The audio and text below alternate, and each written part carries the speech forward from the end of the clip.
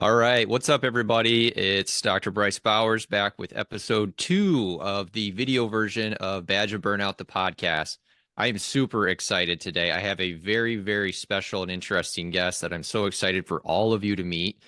I'm going to look back on my life, and I think this is going to be one person that is going to play such a critical role for me going forward. So I'm super excited to have him here. He's going to share his story today. His name is Philip Chan. I met him through Dr. Sapna's podcast on The Worthy Physician. So shout out to her. But we're going to get started kind of right off the bat here, and I'm going to let Philip introduce himself and tell us a little bit about himself. Philip. Absolutely. Glad to be here, Dr. Bryce. So So go my with ahead. my journey, I was very similar to a lot of pre-meds, where I thought that by becoming either a plastics or orthopedic and cardiothoracic surgeon, I would have my life set according to traditional advice, right? And for me specifically, by becoming more and more immersed within the environment, I just realized that long term it would not be fulfilling for me, and it would really important that I had to get out so that I can find happiness and a passion in what I do. Yeah, that's really interesting. And a lot of my audience is physicians, and so I want them to hear this. And it's also medical students and residents and things like that who are aspiring to do some of the same things about it. So tell us more about like what some of the thoughts you were having about like when you were entering into medical training and kind of how it didn't really fit with what you were, your Right. personality and what you were doing. Yeah, well, some background information, right? Like I was actually supposed to take over my dad's accounting firm in Hong Kong. Moved from the City of International Commerce when I was 9, and I've always been one that's known to forge my own path. So I'm a city boy that loves the suburbs, and when I told my dad the accounting thing was not, fitting because I didn't want to wake up and do people's taxes, he asked me, "What is it that I want to do?" And when I explored the medical field, right, the at the time becoming a plastics orthopedic or cardiothoracic surgeon was the most appealing because it was very hands-on. I've been an athlete my whole life. And I just figured, it would also be intellectually challenging. I can help people repair their health, especially with my strengths. However, what I found was that, I had to basically become a mute and diminish my own personality. I always, with my business background, knew that if I got into medicine, it would be a great way to learn the sciences, but then maybe become very innovative with the business acumen and create a company, create maybe innovative medical products and devices, etc. But the journey, to becoming an MD, was one that really put me in a lot of pain internally because like several things, right? I couldn't really speak to anyone when I was studying for the new MCAT. The new MCAT includes, additional sociology and psychology section, which extended the old MCAT from 4.5 hours to 8 hours. So when you take an, mock MCAT, you're done for the day. You're mentally, physically, and spiritually exhausted. And of course, the only time I would actually get to talk to someone is when I would go take food breaks or get Starbucks. So, like for me personally, in on the journey of becoming one, that was my own biggest pain point. Now, of course, I also worked, during my master's, at the urgent care department of Kansas City Orthopedic Institute, and I was very used to pushing 10, 12-hour shifts, especially on the weekends, right? And so it was just one of those things where what I learned was in medicine, you're taught to take care of others. It's important to prioritize the health of the patient. But the biggest irony for me was, well, how is that possible if we're not even able to pour from a full cup, right? Like, is our health actually not prioritized? Because if you think about it, if these people want to be serviced in the best way possible, shouldn't we have, reasonable and humane lunch breaks, right? Not like 5, 10 minutes of gushing down something in the doctor's lounge.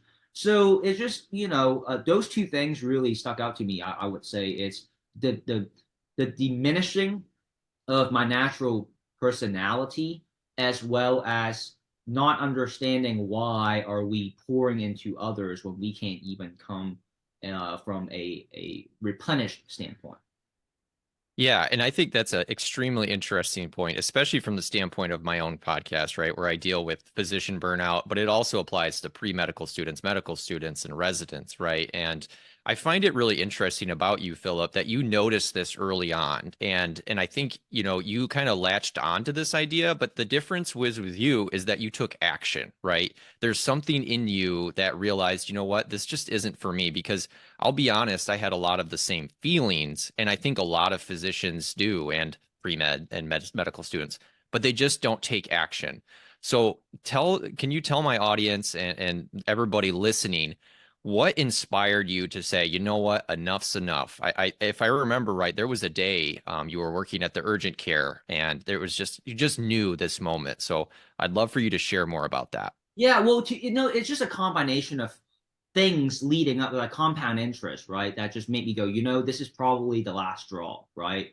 Um, it's just so difficult when you have to prioritize medicine, especially at such a fragile age of, coming out from being a teenager and then entering to college with all the excitement on being on campus. Like no matter what, you're taught to have delayed gratification, sacrificing, times with friends, relationship, my ex-girlfriend at the time. I mean, it was just a lot. And that age particularly, you want to be able to go experience college campus on a Friday night.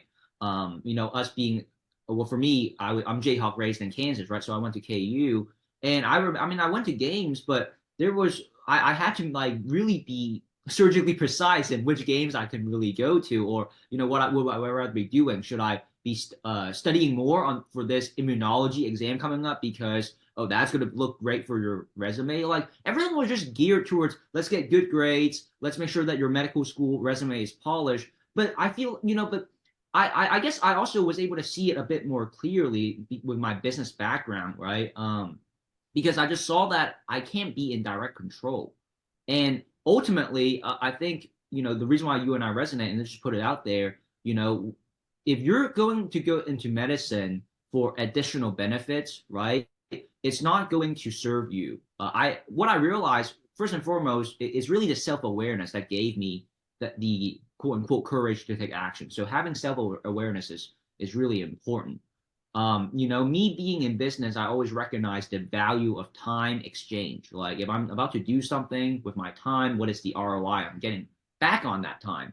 And I mean, I think for me, being a surgeon at the time really resonated with me because it allowed me to maintain a position of prestige, right, with my career choice. Of course, I was supposed to take over my dad's accounting firm, so I've always had that standard of let's operate at the highest level possible. And coming from the city of international commerce and looking at things very objectively speaking from a business standpoint, I just was like, you really can't get into medicine if you don't love the intricacies, like the sciences, the diagnosing, the hospital environment. I mean, all of that has to be in play. One of the biggest things that I recently learned was the concept of be, do, and have. And that's actually what's allowed multimillionaires and billionaires to become who they are. Because you hear this concept of successful people being successful but not happy. And it's because they're always chasing something. So it's not, to be honest, it's Dr. Bryce, it's not their desire, it's their lack of non-movement. Like they just can't seem to be satisfied, right? It's the lack of satisfaction, so to speak, right? Yeah. First, it's the chasing, but more importantly, why is that? It's because they're always trying to level up, so to speak, right? And so, there was this story about the Google executive who purchased like two Rolls Royce back to back because after like the excitement of the first one waned, he had to get a second one to basically up his dopamine level. And so to avoid that, right, you really want to be, do, and have. What that means is like in my position, I've learned to wake up every day and be a grateful and happy president.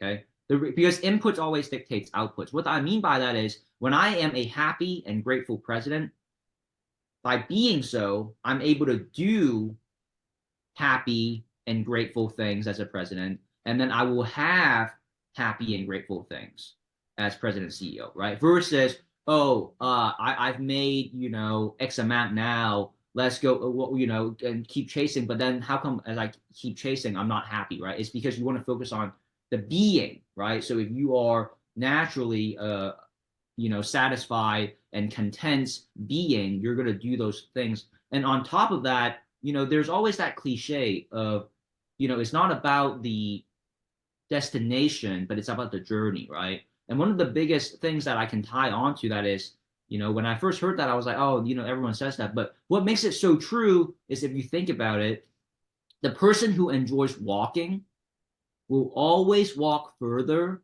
than the person who does not, right? The person who enjoys walking will always enjoy it more than the person who does not.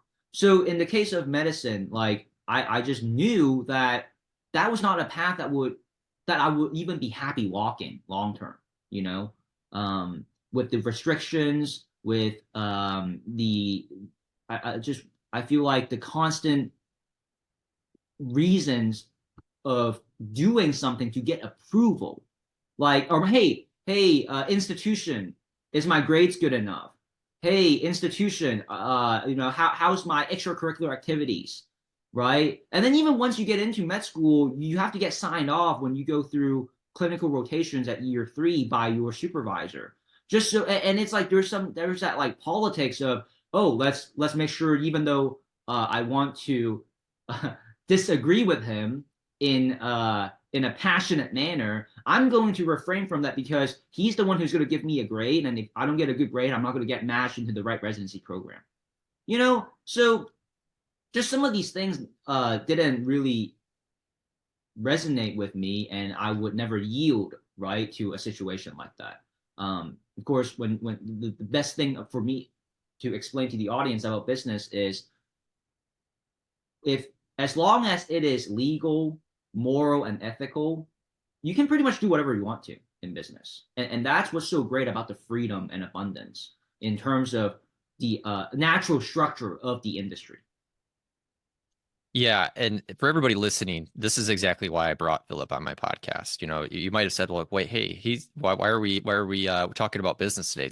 I mean, all those points that he just made are extremely important. Whether you're a physician, a nurse, it doesn't matter what you're doing, right? Those are all extremely important points, and I want you guys to hear that and understand that, us being physicians and in this healthcare realm, everything he's saying is absolutely true, and but we unfortunately don't really get a lot of education in business. We kind of have this linear path, like you were mentioning, right? Like you've got to go to medical school, then you've got to go to residency, and you have no control. The autonomy is not there, right? You're kind of dictated to how you do, and there's a serious lack of authenticity, right?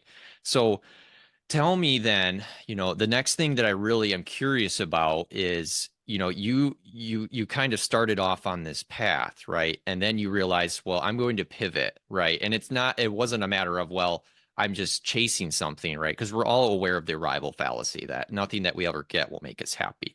But you decided to pivot. And to do that, you definitely had a business background, but you certainly had to develop some new and better skills, right? To kind of pivot out of there. Can you share about that a little bit? Absolutely. And before I actually go down, I really, want to share this with the audience too, for them to understand certain pain points. I shared how, for me personally, my natural personality got diminished, as well as knowing that it would not be a good fit long term. But as a system, right? I think it's really important to recognize the concept of non-failure. Like, failure is not acceptable in medicine, naturally, because you're dealing with people's lives. And so you could save 1,000 lives, right? But it's that one patient who you couldn't save. And all of a sudden, you get so hung up on that. And that really can be negative and detrimental to a physician's psychology, to where, unfortunately, we are one of the leading career groups that have the highest rate of suicide, and I just really want to hammer, it's the train. You talk about the linear path of training, but on top of that, it's the wiring of we cannot be wrong. It's all I mean, you have to get your multiple choice answers correct to ace the MCAT. You have to be a straight A student. So your entire life, I mean, even back in high school, you are geared to be trained that it is bad to fail. And again, if you didn't study medicine and you took all that time to devote to studying greatness, to studying successful people, you would realize that when they have setbacks, it allows them to have a better comeback, right? When they fail, they embrace it as failing forward. And in business, you don't look at it like there's a failure. You are either winning or you're learning, right? So it's just the mindset around failure is totally framed differently. And whereas in business, failure is encouraged because you're like, okay, well, at least we know that didn't work. Let's make some tweaks, right? And do some adjustments and get this version out instead, right? Of course, it's difficult because in medicine, we're dealing naturally with lives. So you talk about cultivating skill set. Well, first and foremost, I just want to say there's got to be a huge mindset shift, and that's where it starts. Because ultimately, unless you're someone who doesn't value autonomy, doesn't value abundance and freedom, right? I highly encourage someone to the foundational standpoint, develop a strong mindset for resilience, for embracing failure a different way, and also cultivating a money mindset because you have to understand money at the end of the day is a tool. And it's a tool that you can use for good or bad things. When you go and have a Chipotle burrito, right? You're going in there, and what you're doing is you are extending your capitalistic vote to that restaurant. You're saying, hey, I support you because your products, right, and service in this case is valuable. So I'm willing to give you some of my own currency. And if you look at the world's most wealthiest, they are there by merit. Amazon has created something amazing. Steve Jobs and Bill Gates, right? We have these mobile technologies and computer technologies that serve us. That's why we're on the call right now, Zoom communications. So what I'm trying to share with you is if you look at things objectively, the reasons why millionaires, multimillionaires, and billionaires get paid is based on merit. It's because people actually are supporting them with a capitalistic vote. So first and foremost, Dr. Bryce, if we want to talk about the skill sets, that has allowed me to become who I am, I would say first and foremost, it's the mindset, right? We start with that. And then just like medicine, right, you have the right mindset, and then you have to have the right knowledge, and then you cultivate the right capabilities. You want to be a strong capability gatherer. In the case of business, you want to be able to be a profound creator, right, with skill sets that can pay you well. And I call those high income skill sets because not all skill sets are created equal, Dr. Bryce. Very much so, yeah. And unfortunately, I think if you don't have that mindset kind of coming in, and I think those mindsets are rare to have kind of naturally, to have that openness and you're right. We as physicians, we unfortunately even in our training we do fail a lot, but we take that failure so seriously and we think of ourselves as a failure. But in reality, it's such a great opportunity for us to learn. And so being able to flip the script on that is hugely important. Everybody can do it. It may take some coaching and training, but it most certainly can be done. So, and this is all stuff that, I came across, I started listening to the podcast with you and I'm like, this guy just making a lot of sense, like these sorts of things. And, you value autonomy, you value freedom, and you value growth. I think you are somebody that really is you're not just kind of going to be, you're always going to be happy in the process, but you ultimately want to grow more. And I think that's just something that's in your blood, right? And a lot of that has to do with, you and I went to Michigan State University, and like you had mentioned, you went to Kansas, and we're both athletes. We both love college basketball. Our teams play each other frequently at the championship classic. I think you guys have a little bit better record than us, but still, you know what I mean? It's just competitive. It's blue bloods and it's going after it. And so Very much so. Can you talk about how, that mindset, you've cultivated that sort of mindset into what you're doing now as an entrepreneur? Right. Well, thank you so much for recognizing that and bringing that additional dimensionality in. I always think that the medicine did have something right in regards to attracting very well-rounded professionals into that world to save lives or for the sake of saving lives at a high level. So I think it's always been in my upbringing, right? Whether it be taking over my dad's accounting firm, and also subconsciously why being a surgeon appealed to me was because you have to be cream of the crop within med school to become a surgeon. Top 5%, in your medical boards. Now, for me, what didn't make sense was I'm like, why can't there be like a hands-on exam, right, as opposed to just studying all the time and showcase my hands-on skill set and get into it earlier. But definitely a huge influential factor outside of the career is my upbringing when I immigrated to Kansas. So it's really funny, Dr. Bryce. Like on my mom's side, grandma had like 11 kids. So we call all of our relatives by number. So my mom's number six. And at the time, we have like number one in Hawaii, eights in Virginia, sevens in Florida. And basically, when we compared and contrasted, Overland Park, Kansas, amazingly, is consistently ranked as one of the top 10 suburban areas to grow up and raise a family in. So ultimately, we decided to go there for low crime rates, high quality educational districts, and vast amount of space. That's why I love Kansas so much, right? Coming from a city where you're squeezing in like 7-8 million people on like a dot on the map, and now I have the pleasure of walking into like a stadium-sized Whole Foods, right? When we go to Whole Foods. Uh, but for me growing up, Mario Chalmers hit the game-tying shot to send us into overtime back in '08 against John Calipari and Memphis, where we ultimately won that championship.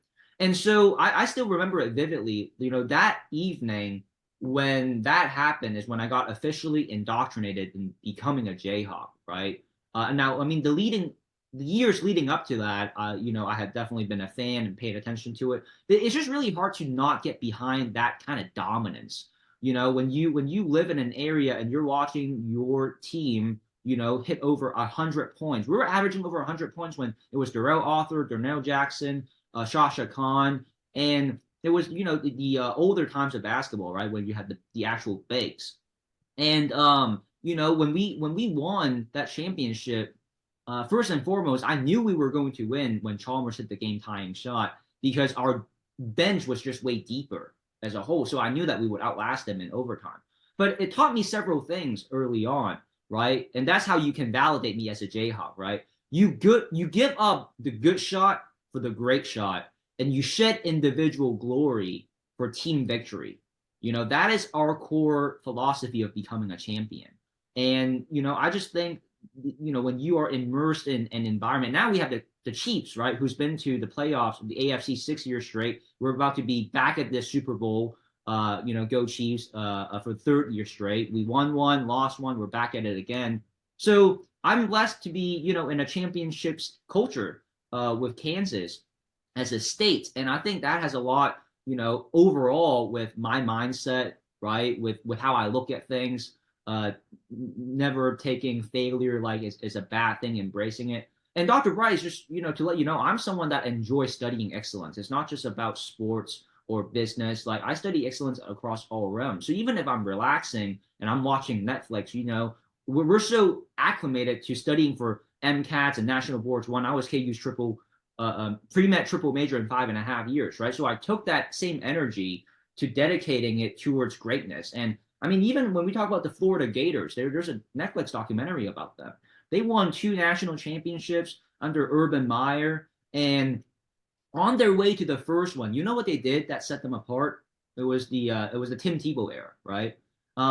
They worked out at midnight. Okay, it's the infamous midnight workouts. Now, when you are in Gainesville, Florida, okay, college campus, the best thing to do if you're looking to win a championship on a Friday night is to go work out because you're allowing yourself to not only eliminate distractions, right, with the temptations of that age as well as distractions, but you're focused. You're working harder than your competition. You're doing things that your competition won't do, right? And ultimately that compounds. And the funniest thing is we do the same thing in Kansas. You know, if you're a real basketball player and you love the game, you're going to be putting up shots at midnight, and you're going to love midnight hoop sessions, especially during the summertime. That is like a thing here in Kansas. So I would just say that that multidimensionality of studying greatness. I was just watching the Netflix documentary on Alexander the Great the other day, right? I also enjoy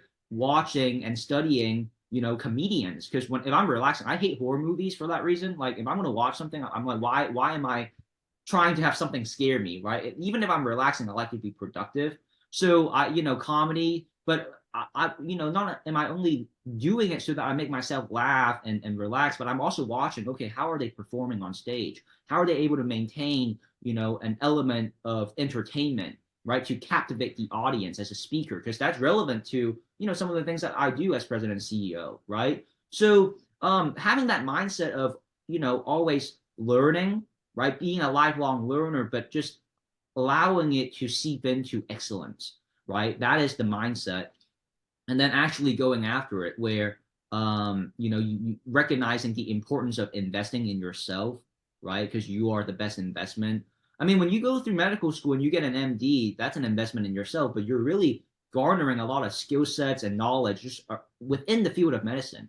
I'm just saying, recognize what if you did that for overall greatness in the world?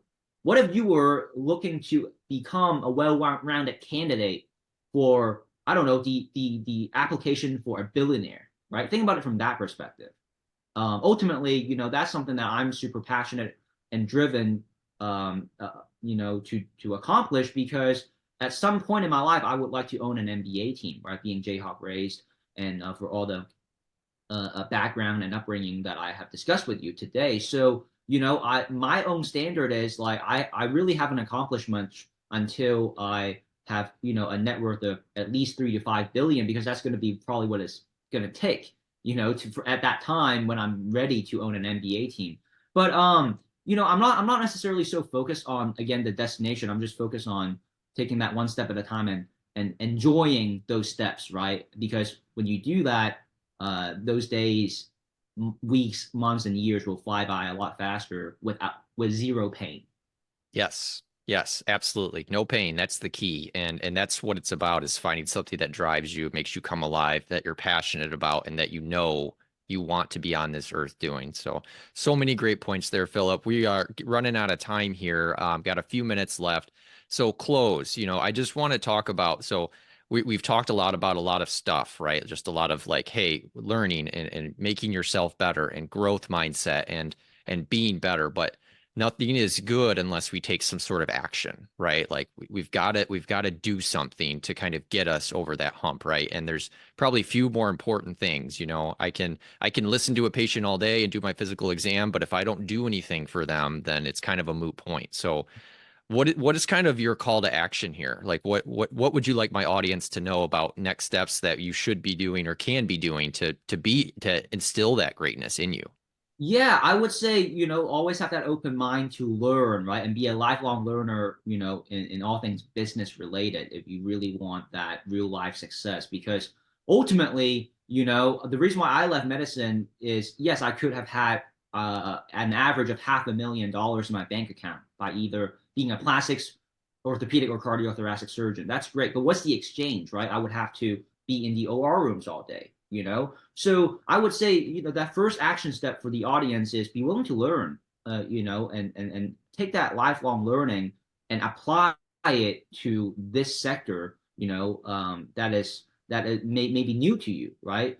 And if you do that, I promise you, things will flourish. And of course, you can either do it alone or you can do it together. So if you like to have a productive conversation around, pivoting to business, pivoting outside of medicine, feel free to book a call here, and if you do that, I've got plenty of gifts that I can send over your way. I've, in regards to my own business and leadership development on my entrepreneurial journey, I would love to get to know you and understand like what is it that resonated with you from this podcast, and similar to a medical diagnosis, right? That way we can provide the best, business diagnosis and provide you with the best business resources that we have. Because at this point, I've got like encyclopedias full of them.